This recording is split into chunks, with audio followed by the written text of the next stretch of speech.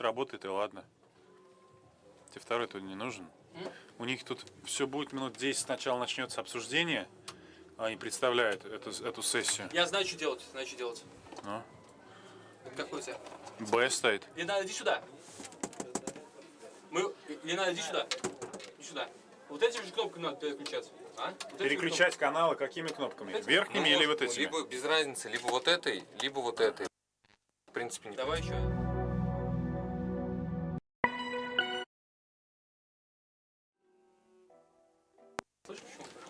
Раз, два, три, четыре, пять, шесть, семь, восемь, девять, десять. Раз, два, три, четыре, пять, шесть, семь. Чего, заказчик обязал записывать все, да? Это даже ТЗ нет, но должен появиться. Считаем, что есть. Ну, ТЗ если нет, зачем вам лишний геморрой? Раз, два, три, четыре, пять, шесть. Я не знаю, давайте второй попробуем. Раз, два, три.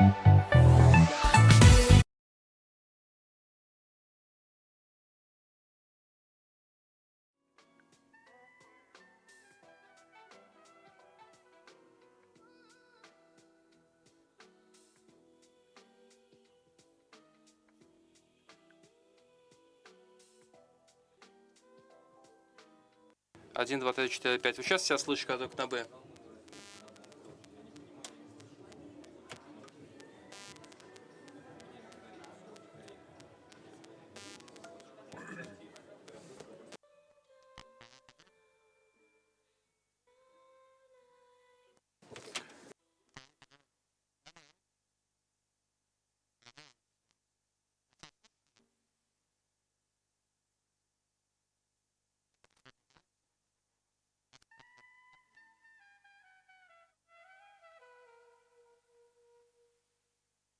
Первый канал. Наушники поменяй. Где наушники? Да нет. Нормально все. А, кстати, ничего не идет. Раз, два, сюда. три, четыре, пять. Музыка, наверное, должна идти, да, сюда? Кстати, к нам ничего не приходит. Приходит, нет, тебе звук какой-то? Они начинают, кстати, Сейчас что-то по-моему. будет.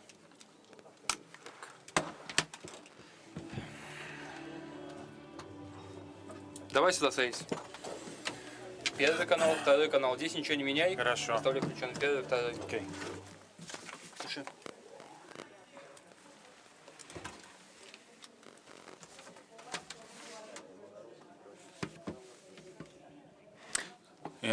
Будет небольшое представление, и мы начнем через несколько минут. All right, I guess not. Добрый день, мы приветствуем вас на нашей сессии. To train agile skilled young people. We're super excited to see that so many of you have decided to join us today in this session. There is an enormous amount going on, and so we're glad that to be the session of choice for right now.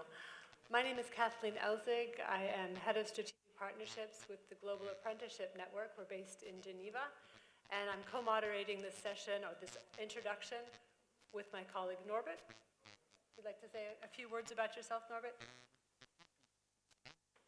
Thank you, Kathleen, and I'm very pleased to be with you.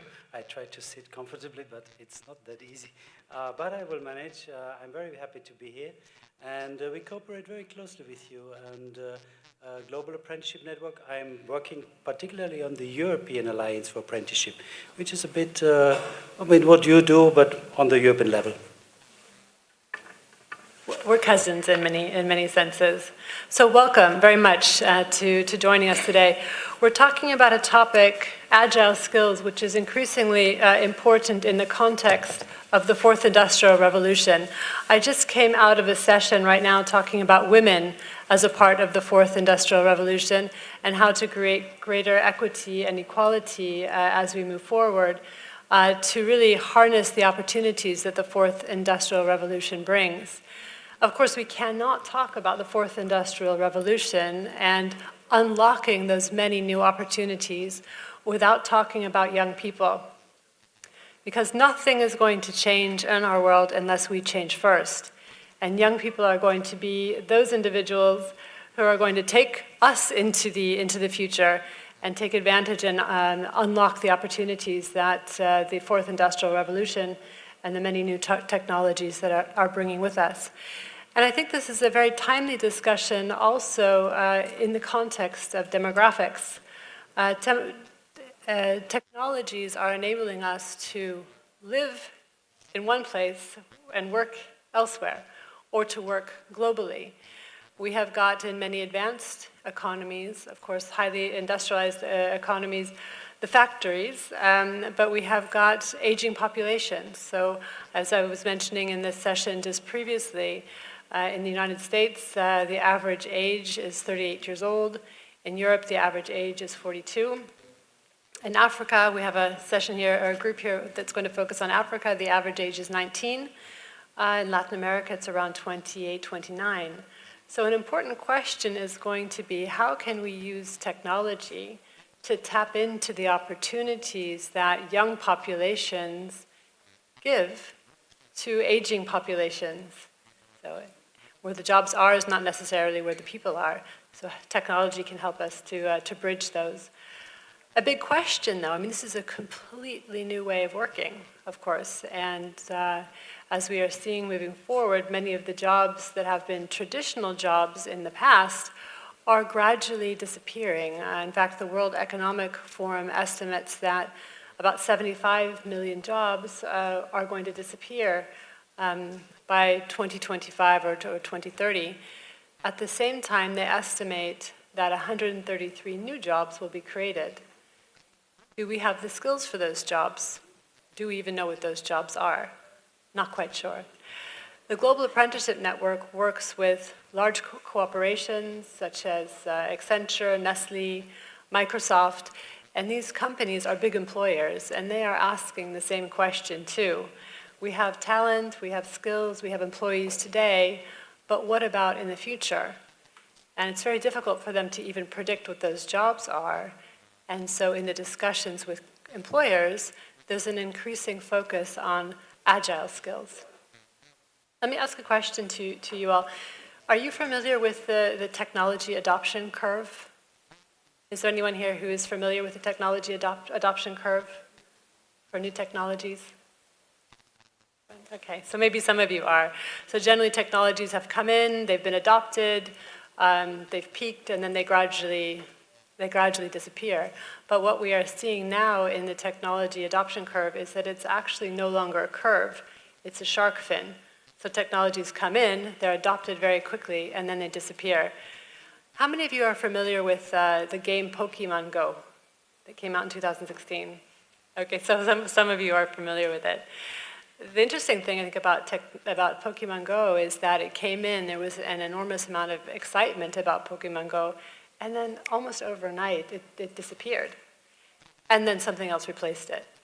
And what people are thinking is this is going to be actually the future. We're not going to have a nice technology curve that gradually comes up, and then we all play with the technology and get used to it, and then it gradually disappears. That's not what's going to happen in the future. Technologies are going to come in, and then they're going to go out. So we need people, we need young people with agile skills who can help us to unlock the opportunities that these new technologies provide, at the same time also prepare companies for the next new technology that's coming in. So this is very much what we're going to talk about here in this session today. Norbert is in a very excellent position to talk about what Europe is doing because, of course, many of the most advanced companies are in Europe, and a big focus of Norbert's work is on apprenticeships, which combine working and learning very much to help build those agile skills. Maybe I'll invite you, Norbert, to say a few words about that, and then I'll explain the session as we go forward. Thank you. Norbert? Yeah, there's a lot to say, but let me start. Maybe you will be surprised if you know that 50%, let's say, of the young people in Europe are into vocational education training, but only above 30% on average are into work-based learning, so meaning hands-on. That's why we have these problems with companies where they cannot find the people who have the right skills. So I think we need to do more that people, or the young people, go into these work-based learning experiences. And that is why we work together, and I think this is the solution. Now, of course, we have some very good systems in different countries on apprenticeship. But there is a lot still to do. I mean, you mentioned the learning curve. The digital dimension is so important. Some countries like Austria, they now try to find a digital apprenticeship, so a new way of curricula where you combine, I mean, it's more than dual. You have the learning at school, you have the learning at the company, but you accompany it with online courses, and so that the digital dimension comes in. Then second, you mentioned a little bit the age dimension, which is also very important. Although we have some systems, it's mainly adults, and in Austria it's mainly minors, so very young people. But we have to think that apprenticeship can also be something important for young adults and even older people. But we need to think about concepts, and we will work together, in Helsinki in this year to discuss it. If I may, I just tell you one little anecdote. Because I met a guy 2 years ago, the couple that were hitchhiking from Cologne, and they wanted to go to Portugal, and you don't see them nowadays on motorways. And so I thought I can bring them to Brussels, at least from Cologne, Germany to Brussels. And first I had to look at that because they didn't know if this is on the way to Portugal, but okay, it was okay. And then they didn't want to take the aircraft for ecological reasons. Okay. On the way, the guy said, yeah, I stopped university and I would like to do an apprenticeship. I said, yeah, well, what's the problem? Go for it. Yeah, but I'm too old. I said, but how old are you? He said, 23. And you see, this is the problem in Germany. They think this is not for them. It's only for young people. So we have to, for those who feel the need and the motivation to going into a profession which the companies are desperately looking for, we need to find the opportunities for them. And maybe a last word, because the title, at the beginning of the title, talked about cooperation. You would be surprised how often I see, it is my experience, the lack of cooperation at all levels. For instance, Ministry of Labor with the Ministry of Education, they simply think, no, it's not your business, it's my business. You know, they can discuss endless about this. The schools and the companies. You think it's obvious, but it's not obvious. What we really think the most important, by the way, is that the teachers cooperate with the in-company trainers, that they know exactly, that they follow the curricula closely together, because the one in the company knows exactly what's going on. The future is in the company, while the school always lag behind. And maybe the last word, beside this cooperation, I can only highlight the importance of listening to the voice of the young people. Because we have created, and I'm very proud of it, a network of European Apprentices Network. And of course, they have their own priorities. They, for instance, are very interested about, will I be paid or not? What is the quality of my qualification? I just give you a last example. I told you yesterday on the bus, in Germany, there are a lot of dropouts of apprentices in the healthcare sector, simply because the conditions are so bad that they don't have enough time to really do a decent work where they feel at the end of the day that they have done a good job to serve the person who is sick or old. And this needs to change, and the conditions, the working conditions. So there's a lot of issues which we hopefully can discuss together. Thank you, Norbert. So what I'm going to do now is explain a little bit the format of the session that we're going to have right now.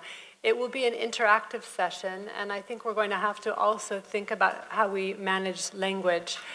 Can I just ask a quick question? How many people here are not English speakers, do not speak English at all, and need translation? Okay. So we have got a few groups here that we are set up in. We have Europe, I think it's here, yes? Europe, Latin America, Asia, and Africa. Okay, so we've got a few.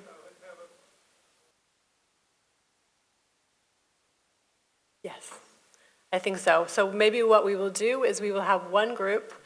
And this is maybe just a question for our translator here. If we have one group, Anna's going to come up and help me out with this. Yeah, no, I can do it, but I just wondering about translation because of the, if Agri is talking. Yes. Can we do the methodology first? Okay, good. So, she's got it all figured out. Очень быстро просто добавлю. Давайте сначала мы объясним динамику самого воркшопа, и потом мы обязательно найдем какие-нибудь вопросы насчет перевода. Thank you. Okay, good. That's all figured out then. So we're going to tackle this question of agile skills and cooperation on agile skills in groups to maximize the opportunity for you all to discuss among each other. For the Africa region, we have our colleague from Agri, from the ILO's Busy Project. Agri is sitting over there. Thank you, Agri. For Asia, we have our colleague from the NSDC, who is, are you? Ranja, yeah. So right here, for Asia, we are talking, Norbert is going to bring us through Europe and facilitate that discussion. And we have Esteban, who is going to be leading us through a discussion about Latin America. You are going to each hear a presentation from our colleagues about a challenge that they're facing in the region, and 2 or 3 obstacles, if you will, to agile skilling in the country. And then there's going to be a discussion. So we really want to make this as interactive as possible. You'll work together on preparing solutions, and then each of your facilitators will talk with you about a solution that they've also come up with. So that's a bit of a surprise.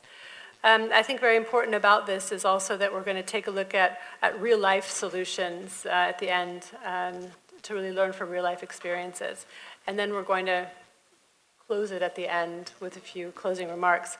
What I would just like to leave you at this point with is a thought that we would like very much to hear your story at the Global Apprenticeship Network.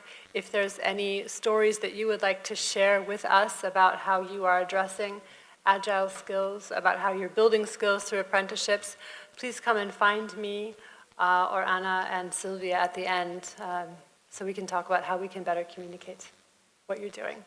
Okay, Anna, I'd like to invite you then to say something about how we're going to manage linguistically.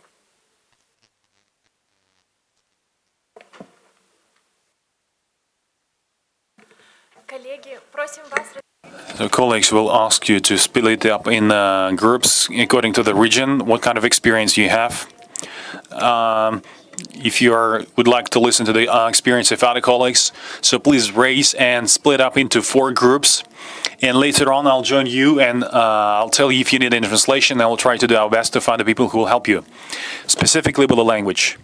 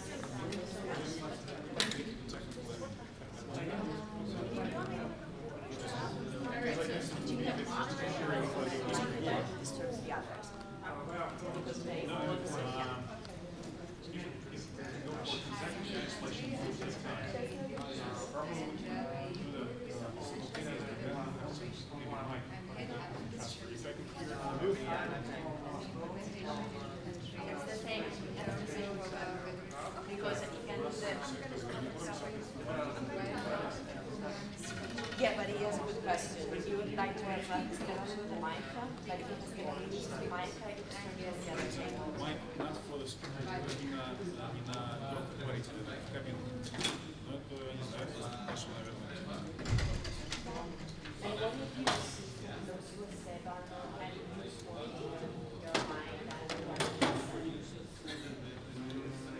Does it work? Well, if I speak, it will interfere. Guys, I speak both languages. I can do it real quickly. Because I can do it quickly.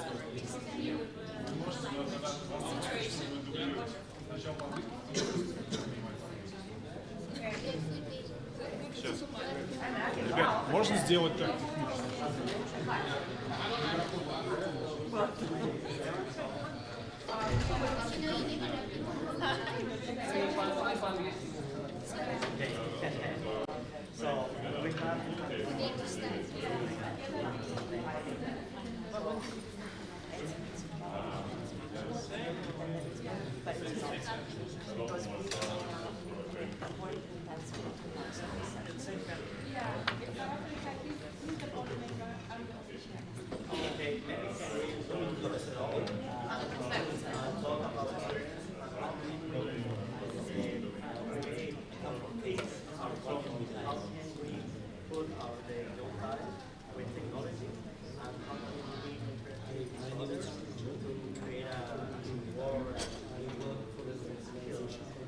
Представить, рассказать, как вы на месте решаете проблемы, как вы внедряете технологии в свои программы.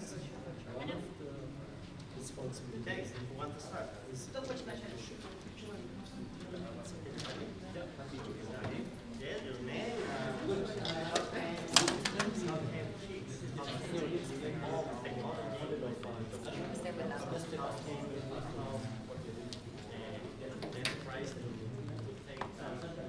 Как можно использовать технологии для обучения молодых? My name is Jim. Jim Zoto. I guess what I think what young people is we want to help empower young people. Называть слова, работу с молодыми людьми. Какие самые важные функции выполняете? Бывает нам заставлять нам призывать. Some of the interests that young people have, Какие интересы у молодых людей? how do we align those interests that they have Как мы можем использовать creating skills and opportunities? того, чтобы использовать их к обучению? Видеоигры. Мы в любом случае микрофон выключить.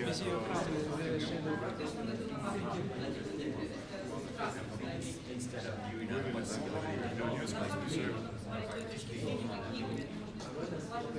Все равно это растягивает во времени.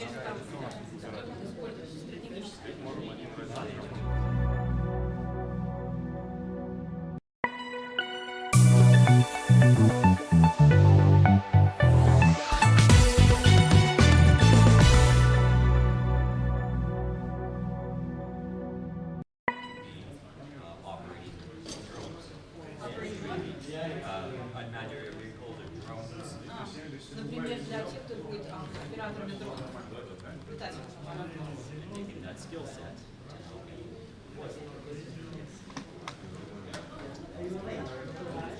Which actors that we need for this idea, for the video game, for the strategic games? Вы точно написали для видеоигр, для видеоигр. So the actors. For anyone. What kind of actors can we involve in the video games and the strategic games for empowering the person?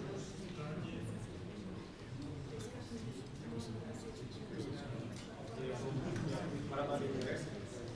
I don't work for a university. I work for a community. I work for a system of community colleges in the United States. So I'm not a practitioner. I'm more like a manager. And I work with a network of community colleges in the United States, which represents the 13 greatest schools in the United States. Я сейчас на внутренний переключу. Так себе, конечно. А? У меня встроено здесь. Я его сейчас переключил на это. Что-то тиховато. Попробую чувствительность. Yeah, I'm gonna pass on the video here. But it's a great idea. The person and empowers really we can create simulation problems and we can solve them with the video. Каких детей попробуют видеоигры и как включать их как элементы обучения? We can improve abilities and then Ладно, что-то есть. Буду переключать. As stimulative, whatever, yes, as the lady just said, yes,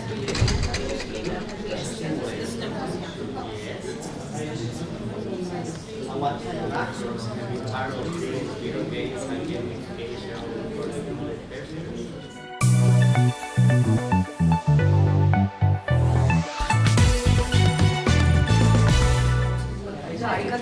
основные игроки в этой системе, обучающие учреждения или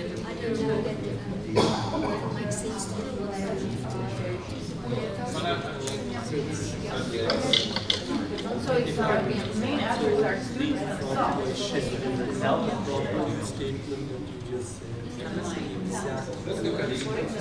But imagine a student in any business, oh, I want to create a business.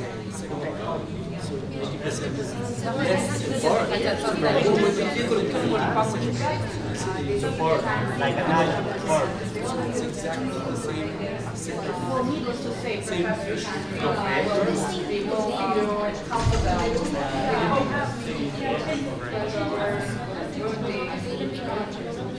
or business and industry for I'm trying to look at the question.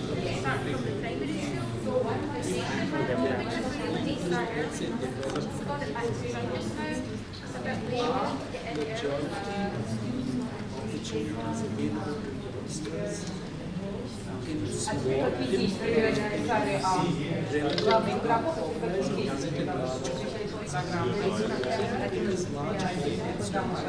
It's small business entrepreneurships which are actually, I don't know, this is my perception and I'm putting it into your. So maybe there is some commonality whether you develop. Well, you're saying like, first of all, they need to focus on identifying the goals and the motivation. Goals, we can put it here in the center wall. Because you say that the professor can focus. Преподаватели помогут концепту сфокусироваться, но это должны быть сначала цели определены.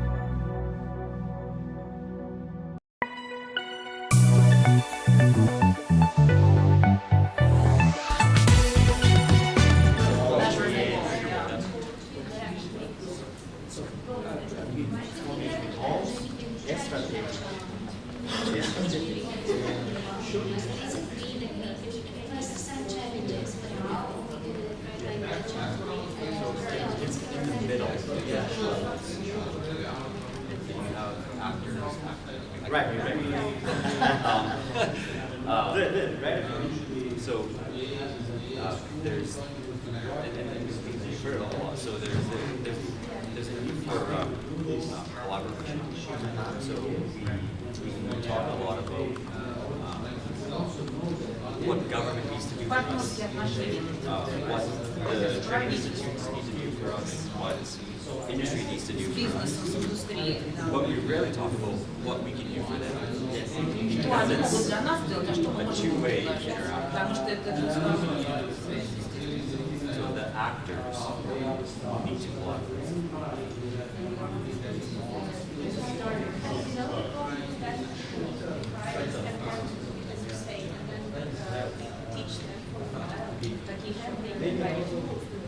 The redaction, we have a video games, empowerment, video games, we have measurables, the game from early, from primary, what else?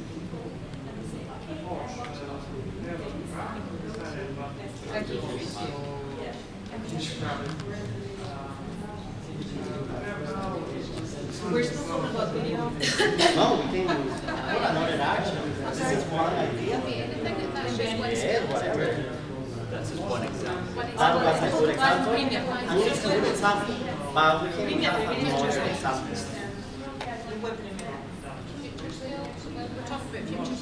Future skills. Are we talking about future skills? I don't know. Yeah. How can we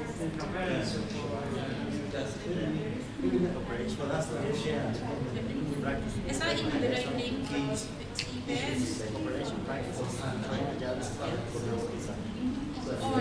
Yes, train agile skill for А какие навыки для работы в будущем? the new generation. Новые поколения, новые навыки, новые сферы. Their own cell phones. So how can we Что-то может связано с технологиями мобильной связи. how can we put them in the industry and how the industry can support that kind of young skills that the industry prepare for that new time. What do you think about it?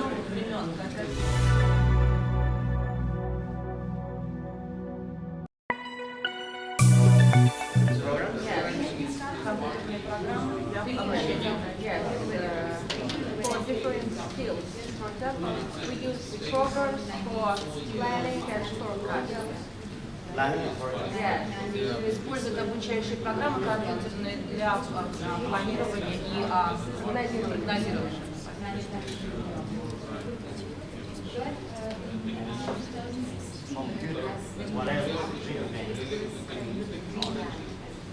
What's your name?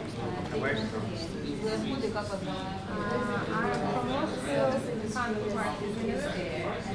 My name is Nice to meet you. And what do you do? I'm sorry? Whatever.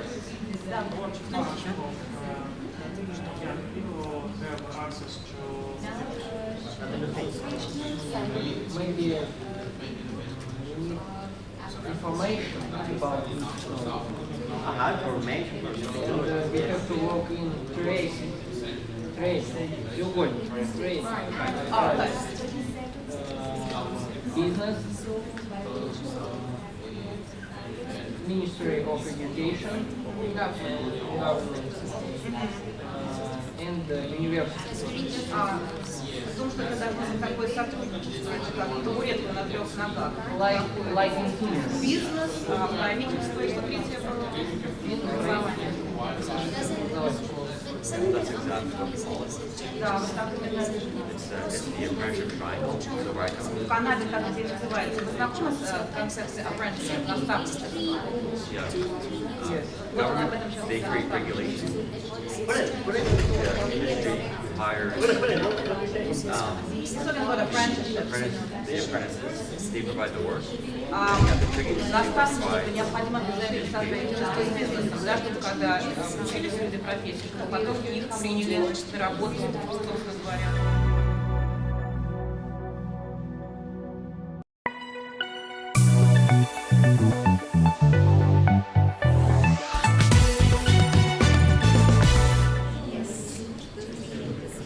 Правительство,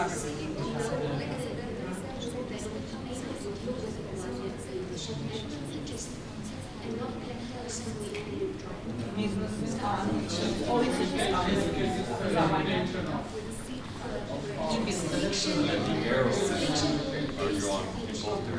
и эти стрелки, они взаимосвязаны, видите, работа на практике. Такая же модель, как вы сказали, для подготовки рабочих.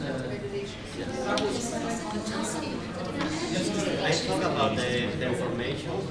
What do you think about the students? The students prepare for the future of the job. What do you think about it? Ваши студенты готовы для работы?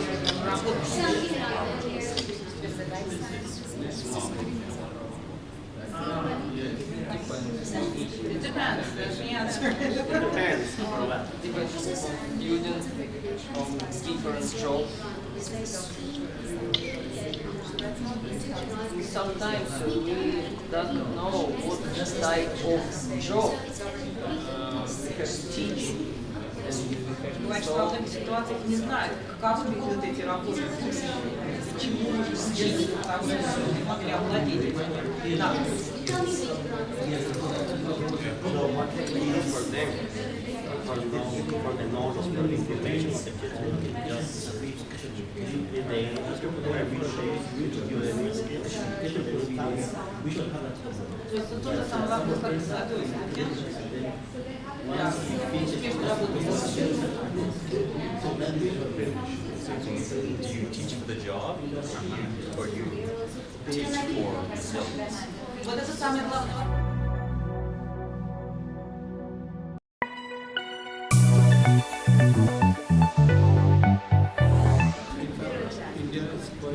Like the skills you learn, like in this case, Непосредственные навыки или это фундаментальные знания? so your intent is not just to get a job. wants me to take me one. Это не всегда так, это же основная цель, что человек может сразу отучиться и получить работу. Могут быть и другие цели, правильно? That's transferable to the workplace. А может получить какие-то навыки, которые в дальнейшем What we have right now is mid-career people who need to pivot, they need to change their career, because what they're working in, that job is becoming obsolete. Вы знаете о том, что за человеческую жизнь приходится менять карьеру несколько раз, и поэтому какие-то навыки становятся устаревшими очень быстро. Что для этого нужно делать для того, чтобы человек совершенствоваться и из карьеры в карьеру? So like the example is that we're shutting down all of our coal-fired power plants. А пример приводит, как вот в Канаде у них, как у нас в Соединенных Штатах, закрываются шахты. Закрываются шахты, и шахтеры теряют работу.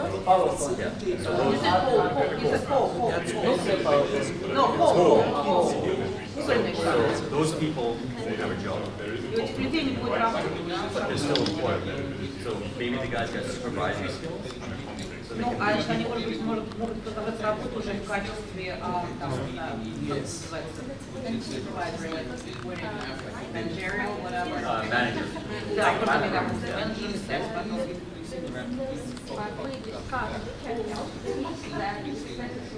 Long life learning.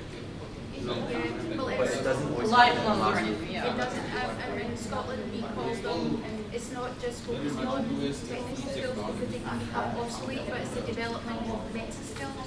What's what they're called? Meta skills, they call human skills. They're all skills, well it's more than soft skills, it's lifelong learning skills, which are bigger, adaptability, transferability. Говорит о том, что у них в Шотландии отвечает не только за когнитивное человеческое, но и тем предметам, которые позволят человеку в дальнейшем, так сказать, собирать знания и прочее, прочее. Maybe that person doesn't have the full skill set to do careers, but they don't need to go and do 4 years of education.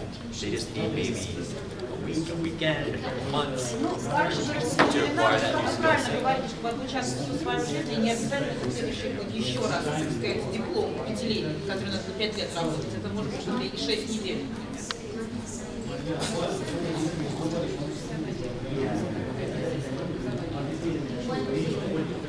Well, she's talking about universal skills and like, you know, mandatory, so there's kinds of like, So at the bottom, the base level, that's called essential skills. So that's literacy, numeracy. да, ну, то есть есть какие-то основные, да, то есть, в принципе, я думаю, что все у нас одно и то же, это так, где-то математика и прочее, well, she's talking about like liberal arts, maybe like more liberal arts. Are you talking about liberal arts? Is this relating to the addition? Not specifically, but Да, ну, не мировоззренческие конкретно, такие технические, математические и прочее. maybe somebody's done level one, maybe they're Критическое познание. Нет такого в России, да? Познание миропознания. Здесь вопрос. Нам нужны компетенции. Я работаю в компании, которые купили практически свой достаточно в России. Но у нас были компетенции. Как раз вот эти компетенции у нас было критическое мышление. Было системное мышление. Это те навыки, которые позволяют человеку найти аналитически проанализировать себя как skills человека, soft skills. И брать уже те навыки. И фактически у человека была развита компетенция построить свой трек, переходить с одной профессии на другую. Я здесь.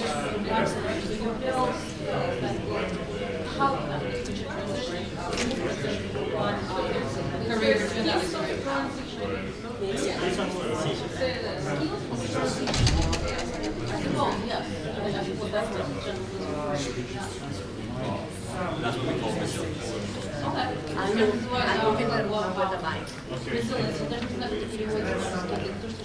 Позволяет человеку развиваться и оставаться Да, и у нас фактически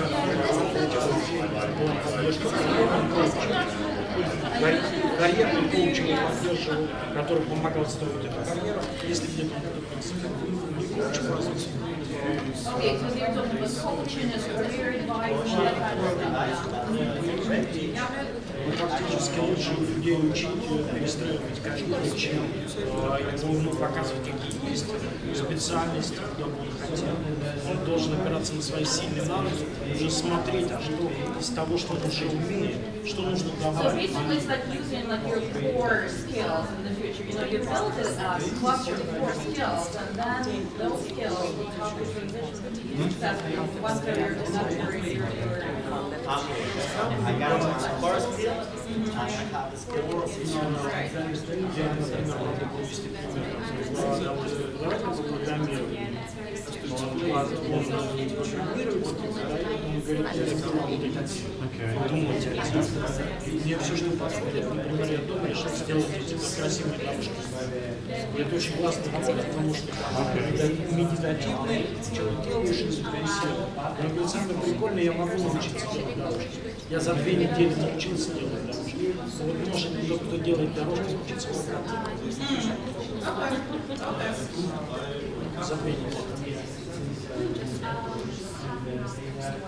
Yes.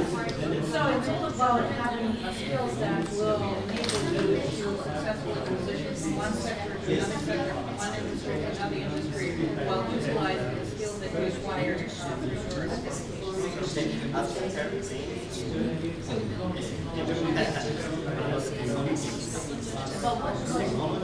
А как участвуют технологии? Товарные технологии? Наверное, есть столько технологий, что используют классификацию и учат.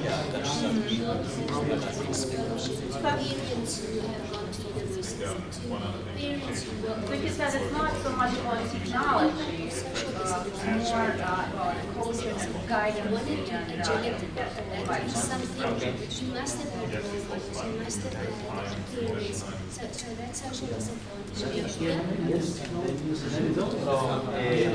Guys, I want us to focus on are you agree with all the information? Yes. Look at who we can play with so that can we have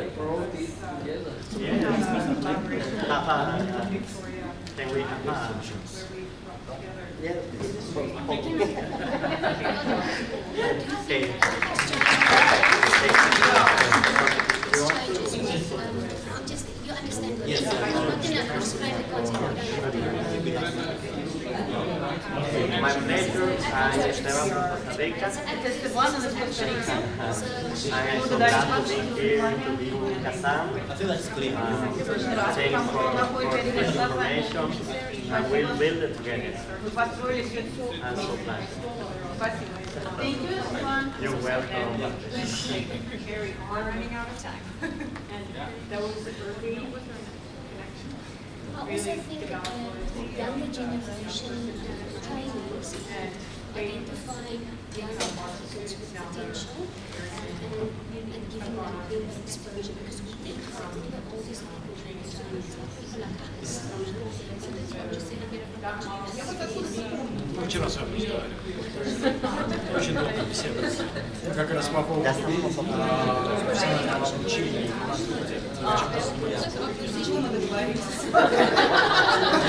Мы пока чуть-чуть разошлись во мнении.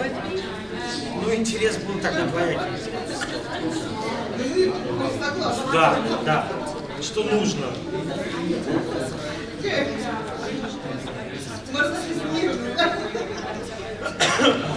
Мы договорились. Просто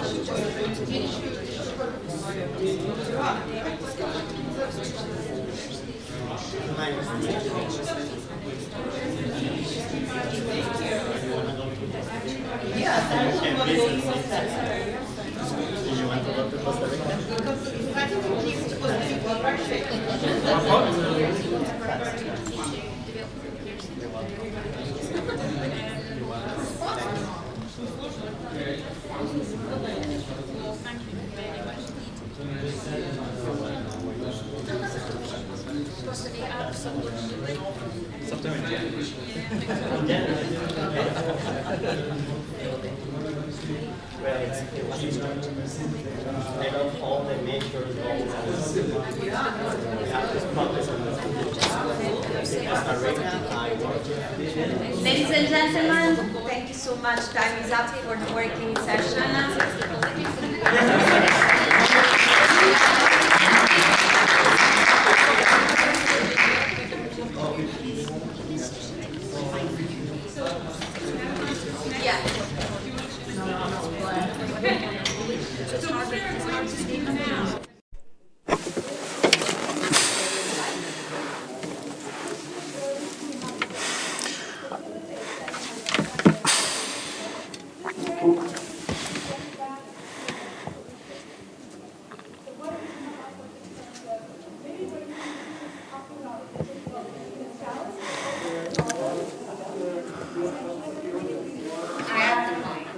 Микрофон у меня. Сейчас каждая группа, представитель от группы будет представлять результаты своей работы.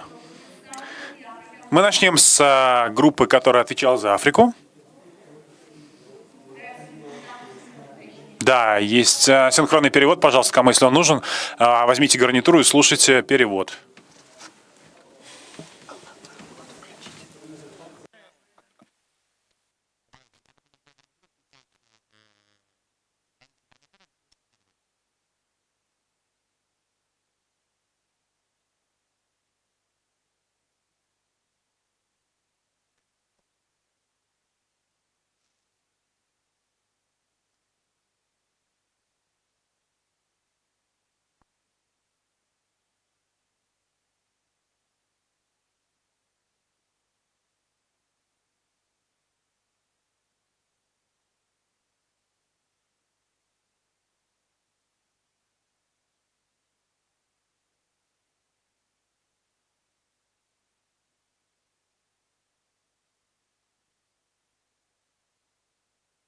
Okay, so what we're going to do, thank you very much for being so quick here, is we are going to invite each of you, as mentioned, those who were facilitating or who were, coordinating the writing here, to come up and to talk about the problem that you were addressing and the solutions that you have come up with.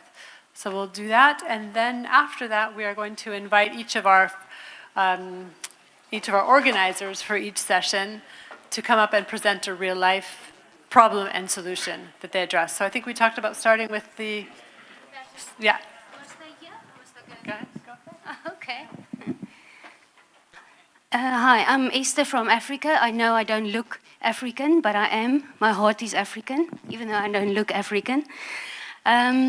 So initially we thought that we have very unique challenges, but we decided that it's not as much Africa than it's more developing countries, because some other countries face similar challenges to what we face. Do I have to wait for translation, or do I just keep going? Okay. The key elements, I'm going to just focus on a few of them. We have quite bureaucratic training systems, so it can take between 3 and 4 years for us to have a qualified artisan. We don't stream people at an early age.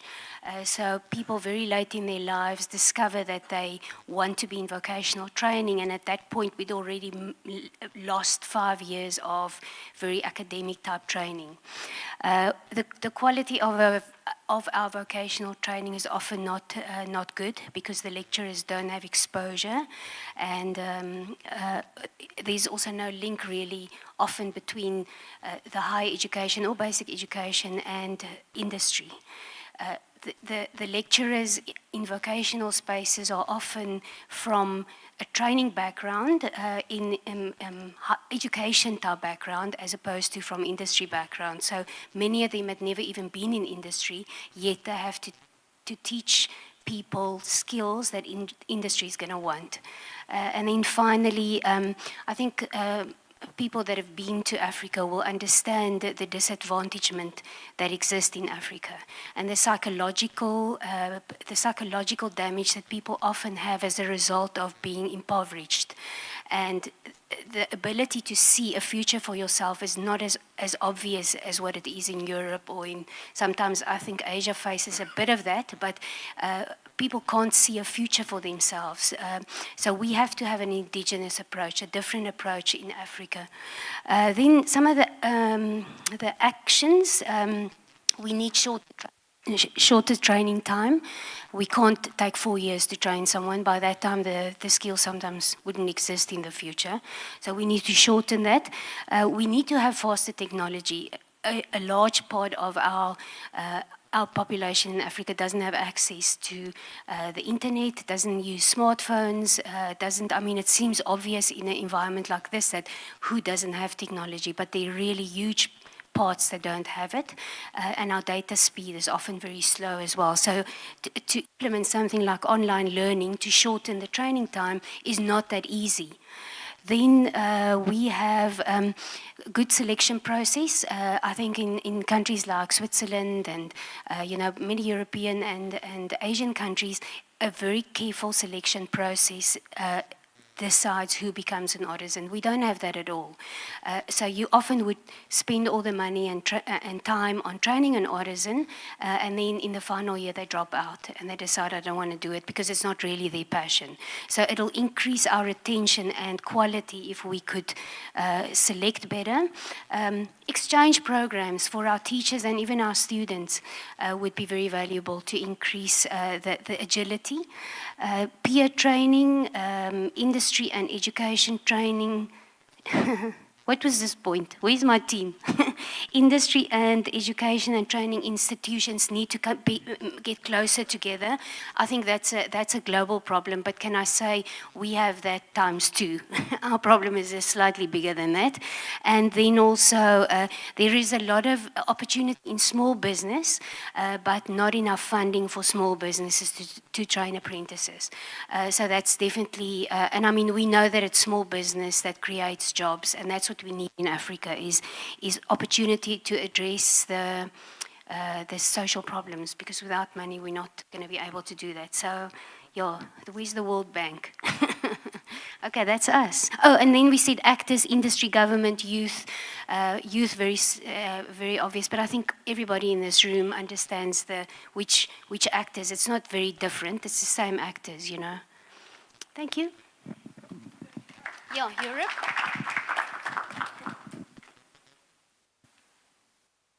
Thank you.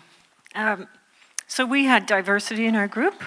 We had representation from Canada, Russia, India, the UK. Yes, I think that's it. Sorry? Germany, sorry, yes. Yes, we forgot your name. And what we focused on initially was the challenges. Okay, what are the challenges within these countries? Kind of what are the top areas? And we had some company representation who are dealing with retention issues of keeping employees and young employees and their expectations of employers. So youth are coming out with a lot of education and going to work and expecting to start at the top. And how can that be managed? We were also talking about career counseling being needed, not enough career counseling, and also industry education on working with youth and making sure we get the right skills. So these were the challenges the group identified. And if there's anything here that I'm missing, just let me know. And then we started to talk about things specifically of the actors, who might be involved. So we kind of jumped from challenges to who's involved. In India, there's a government-implemented apprenticeship counselor advisor sector council that might be a way of going about addressing some of these issues. That has just been implemented and they're working on this. We also talked about regional skills brokers, an idea coming out of France, with companies that fund the training for specific groups.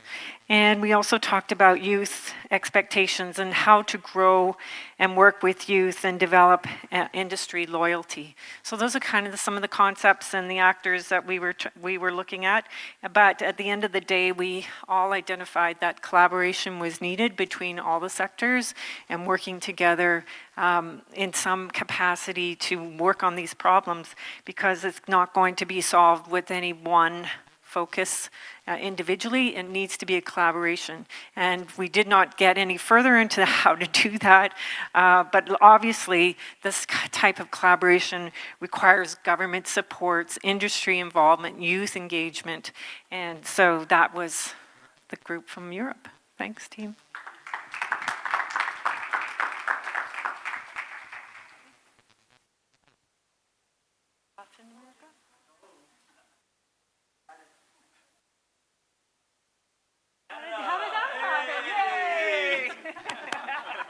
We're taking over. There we are, yeah. So I just figured out what the punishment was for being the person who talked the most in my group, is I got to come up and talk to all of you. So we were Latin America, or the Americas. We had the United States, Latin America. I think we had other folks from Moscow and the local area in our group as well. What did we talk about? So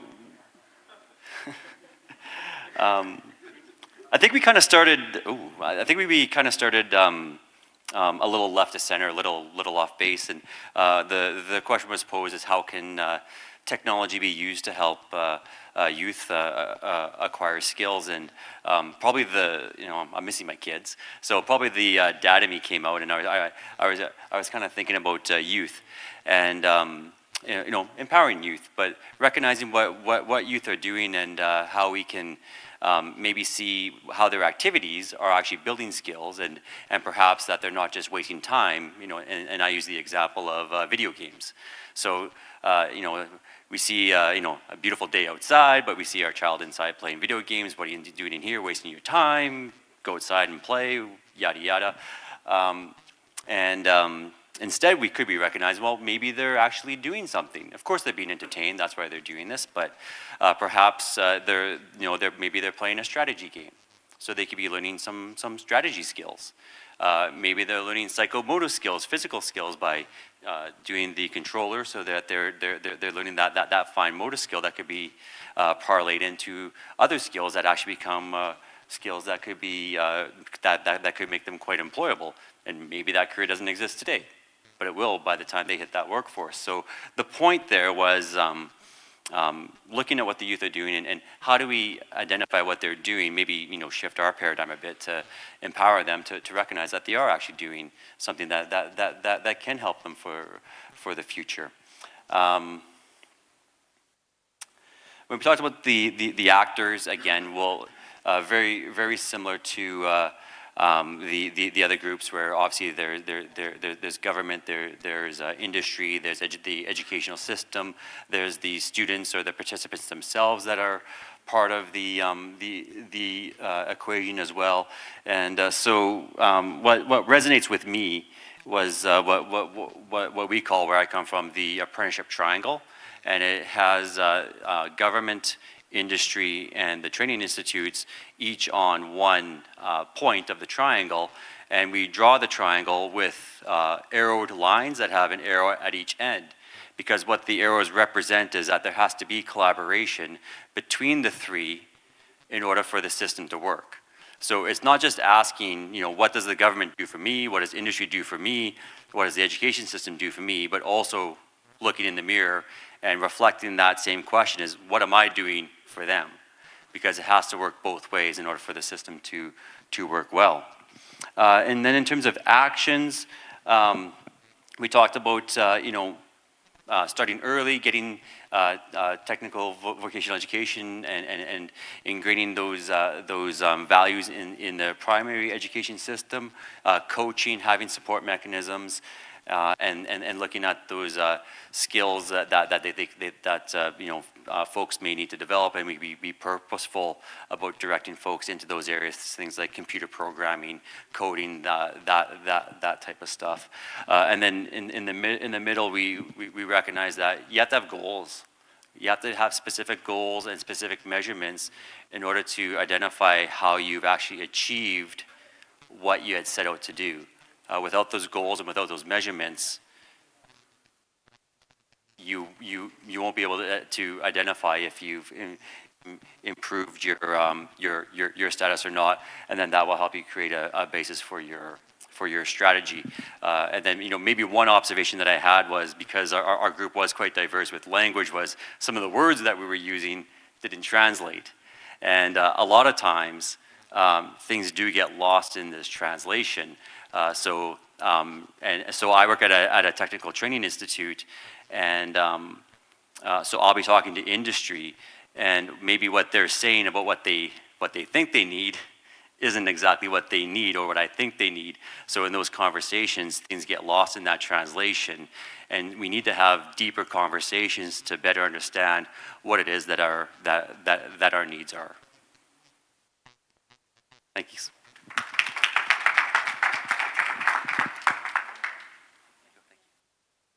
Wow, that was very, very rich. I won't comment at this point on the presentations because we have a little space for that at the end. But these were very rich presentations, and you obviously had extremely interactive discussions. Let's put it that way.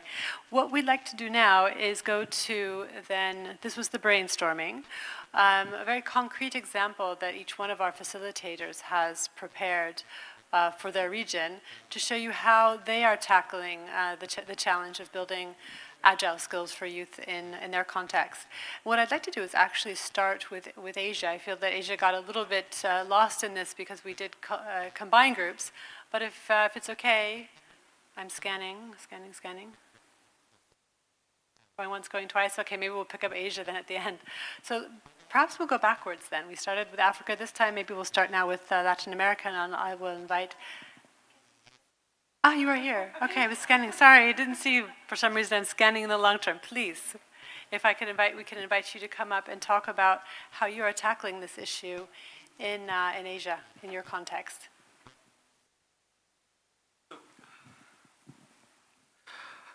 I'll be very specific, and I'll refer to what we are doing as an organization, which I touched upon.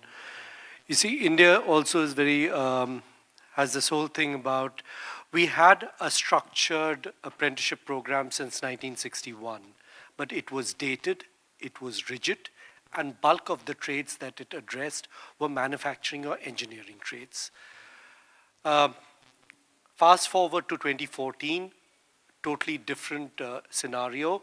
So there was an amendment to the Apprenticeship Act, as of which, as compared to the previous notified trades, the government now came up with something which was optional trades. Optional trades was depended entirely on employers' industry to come out with design to address skill sets which were relevant for today or relevant for emerging, and to look at the entire paradigm of how do you look at designing curriculum or assessment norms. The other, to look at the quality part of it, the sector skill councils were also aligned to this. And just to make sure that there was ease of business, there was a portal which is there, and which allows tracking of the entire life cycle end to end. So ease of access, reduces bureaucracy, available online, and I think my colleague Gitanjali is there. Ever since we introduced the optional trades, the number of apprenticeships has gone up exponentially.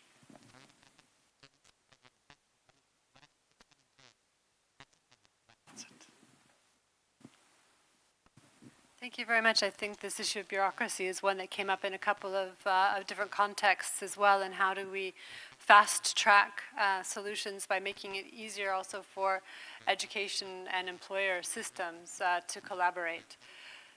So this is one solution, which we'll write down as well and capture in the notes and the reporting back from this session. What about Latin America?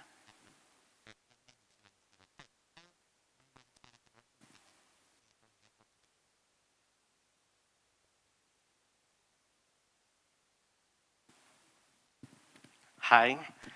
Well, my name is Esteban. I'm from Costa Rica, from the Central America. I got my points over there. What we are doing? So we are working together with GAM in Costa Rica, and we create an artificial intelligence platform that vinculate the persons and the candidates with the new jobs. We believe that we are human beings, and we are more than a CV. So we have skills, we have abilities, and they can match all these abilities with all the new jobs opportunity. So we believe that technologies is the base of this new agile skill or reskill. We believe that artificial intelligence can help each other to have a great work. We also are working with the universities, with GAM, to make workshops like this and talk about how the young people can involve in these new future skills or the new future of their jobs. So this is what we are doing in Costa Rica. We believe that we have to involve the new talent, we have to involve the new skills, and we have to involve the young people to create the new world or create the new jobs. We have to stop think about how can we create a great job? How can we create great enterprise? How can, as an enterprise, we can change the jobs?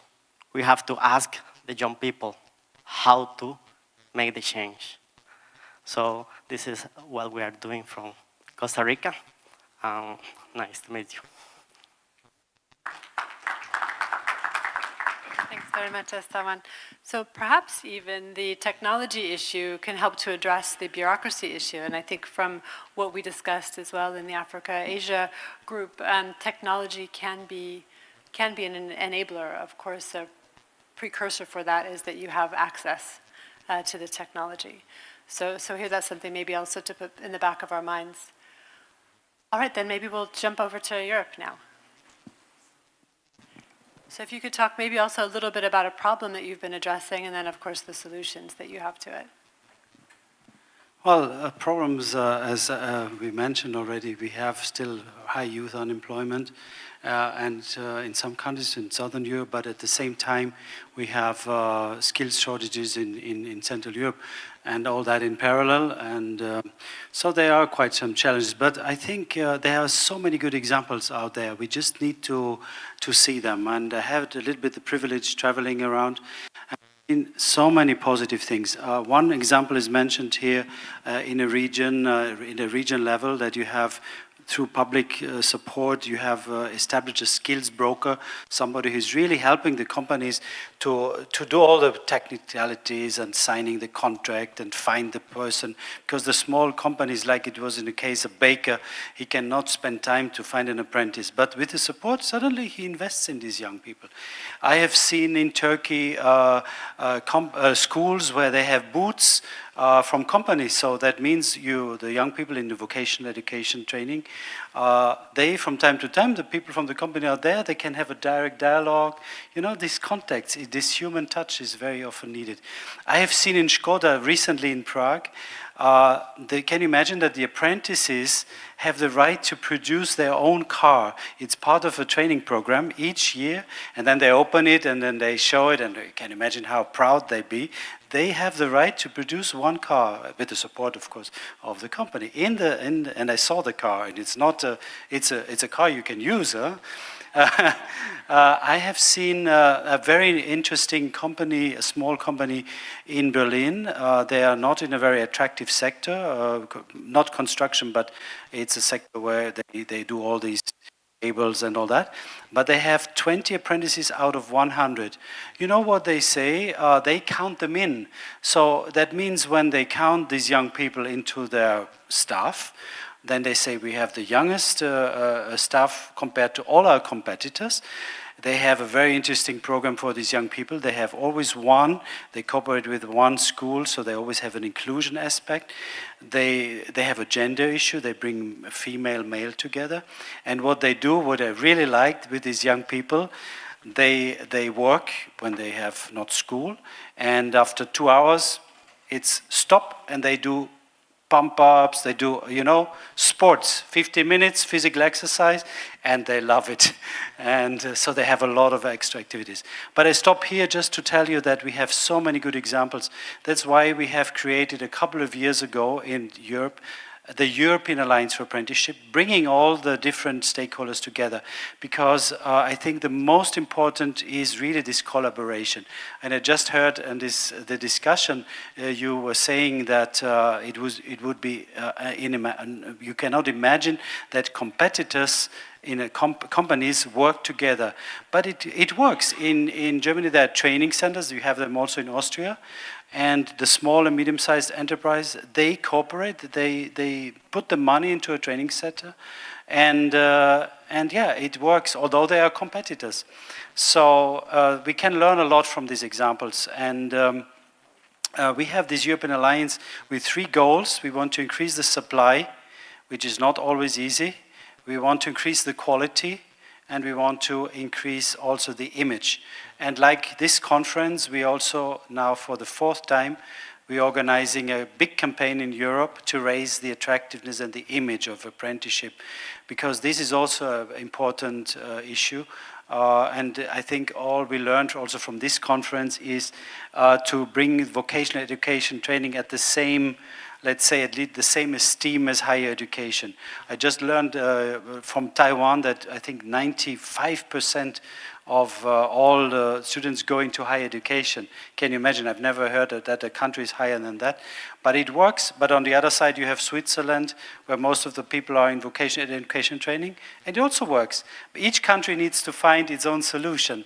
But I'm sure that vocational education training is really something which is as valid as a higher education diploma. And I will stop here. Thank you.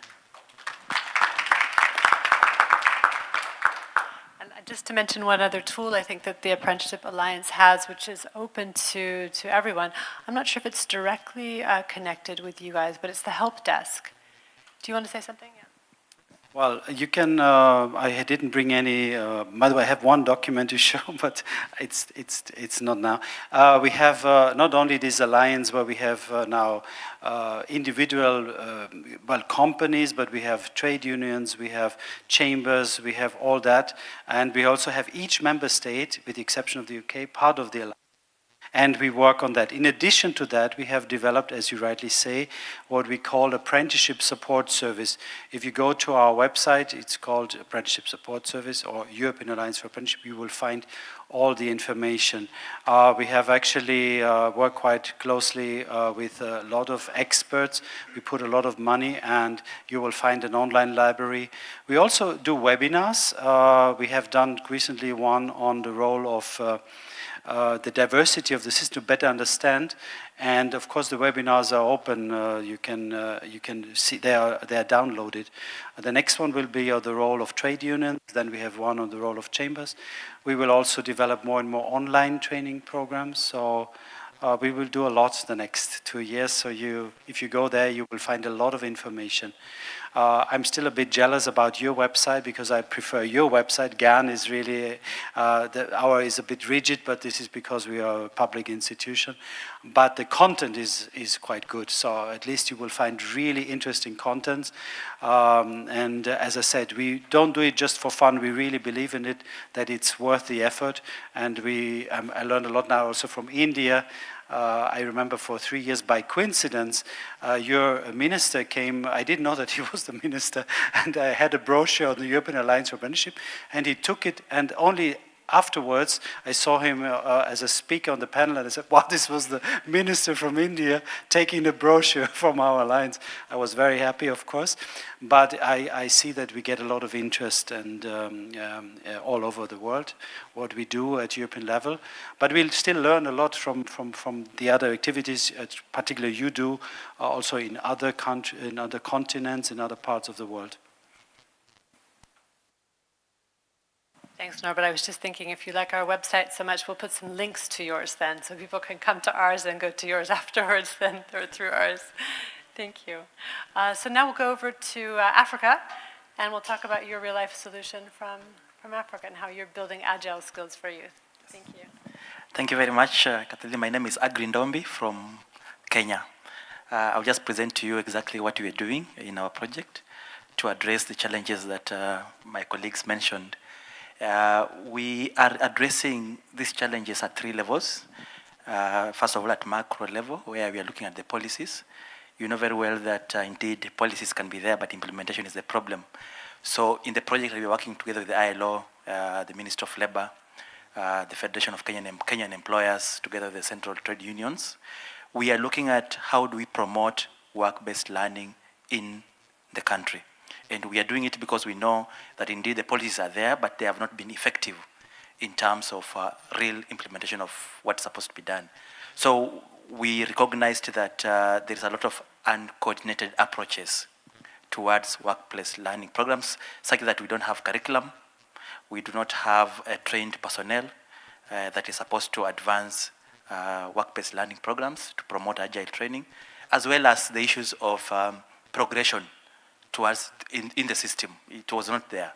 So in the project, we are trying to come up with those policies, we are and framework, and I'm happy to report that in the recent one year, we have come up with industrial schemes. The industrial schemes, if you may call it, the guidelines that are going to support the progression pathways from the basic level of a master craft person or an artisan to the highest professional level. And it's going to be recognized by the government as a national certificate or a qualification. So that is as far as macro policy level is concerned. At meso level, in the middle, we are looking at training providers, because most of these training providers have been emphasizing on academic vis-a-vis not giving attention to the vocational training. And what has been lacking is the best practices to do this. So within the project, we are profiling together with GAN best practices around the world, and we're happy to know that India is doing something, South Africa is doing something. So as a country, we know something is happening. I know most of you know that mobile money originated in Kenya. We are happy to say that M-Pesa, you know that. And it's because there was a need. A young man, every end month, wanted to send some money to his parent. And the only mechanism that was there at that time was to put money in the envelope and to go to the next bus so that it takes money to the parent at home. And then the innovative young man thought, oh, I can call my mom in the village. Why can't I send my money to my mom using this phone? And then technology came. So indeed, there are practices out here that we are looking at. So in the project, we are profiling them, looking at what's happening out there. And through the systems that we have, the national training authorities, we want these practices to be rolled out to across all the schools. Lastly, we mentioned the issue of streamlining screening at the early age. We know that's a problem because there's a lot of dropouts. Young people really start something, after 4 years, they realize this is not what I wanted to do. So we have in the project looking at pre-apprenticeship programs. You might call them pre-vocational, if you like. So in this pre-vocational or pre-apprenticeship, we are working together with ILO to come up with the guidelines to guide the pre-apprenticeship so that young people are able to screen, or rather to be self-aware of what they want to do, because that has been lacking. Of course, we know that the challenge we have is exposure. Young people don't have exposure. They don't know these things. So how then do we expect them to make the right decision? So it's until we give them that opportunity. So we are looking at how do we also provide that. So basically, that's what we are doing in the project. Thank you very much for listening. Thank you, Agnes, very much. I'm going to hand over to Anna for last word, but I want to give a big thanks to both Sylvia and to Anna, who have put in a lot of effort and thinking and creativity to make this workshop happen. So if we could just give a round of applause quickly to Sylvia and Anna. Thank you for the work. Thank you, ladies. So we've run out of time. I'm really sorry. Thank you so much for participating. No, maybe it's not going to work. The whole point of doing this workshop today was to bring together people from different countries, different places, and to learn from each other. But we did not have, of course, enough time to discuss and go into detail into each and every one of the examples. So please, you can find here Sylvia's email, my email. Мне можно писать по-русски. Please share your stories with us. We would like to collect as many as we can. We would like to maybe do a publication depending on the amount of examples that we get. It will be an article or maybe something more comprehensive. And thank you so much for coming. Thank you for your time, your enthusiasm, and we look forward to working with you further. Thank you very much. Just maybe one last detail. Thank you so much for our speakers because they have come a very long way to be here. So Esteban from Costa Rica, thank you so much. Ranjan all the way from India, thank you so much. Agri, of course, from Kenya. And sorry, Norbert, Europe is just next door, so thank you so much.